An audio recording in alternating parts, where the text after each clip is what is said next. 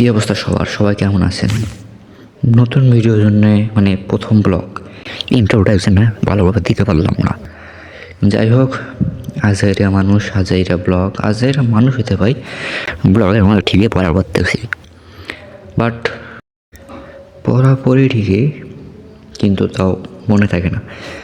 আর আজকে টেস্টের পর স্কুলের মধ্যে মিটিং ডাকছিল, যা তো ক্লাসটা খাইলাম ইচ্ছা তাহলে আনাজও একটা মোটিভেশন নিলাম, নেওয়ার পর পড়তে বসলাম।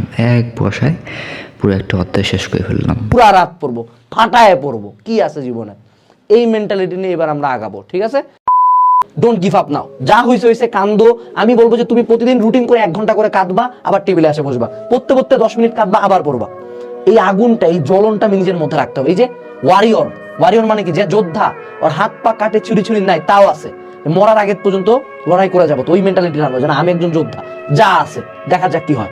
তুই পড়বি, তোর অনেক মেধা ভালো, আমি দেখি কৃষি সব কোশ্চেন করে যাবো, একটা আটকানো সম্ভব না, দেখি এবার কি হয়।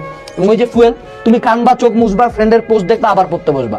ওই ফ্রেন্ড তোমার কতক্ষণ ধরে, 2 ঘন্টা 3 ঘন্টা, তুমি পোস্ট দেখবা, আগুন ধরে গেছে, রাতে আর ঘুম ধরবে না। রাতে ঘুম ধরে না মানে কি, আমি মেশিন হয়ে গেছি বা মেশিন হয়ে কতক্ষণ করতে পারি দেখি, চলো।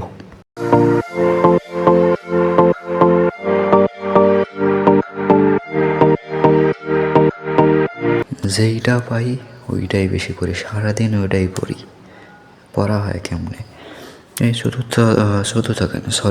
চোদ্দ অধ্যায়, এটার মধ্যে এমসিকিউ, সৃজনশীল, জ্ঞানমূলক যেগুলো আছে সব পড়লাম।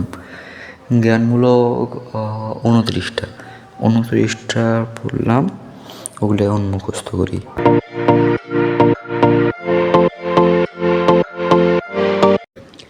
টেস্ট খারাপ হয়েছে জন্যে আমার মতো সবাই পড়তে বসো, পড়ো, কাম ব্যাক করো আমার মতো। খালি একটা সাবজেক্টে পড়ে থাকতে হবে না, সবগুলো পড়তে হবে। কিন্তু আমি তো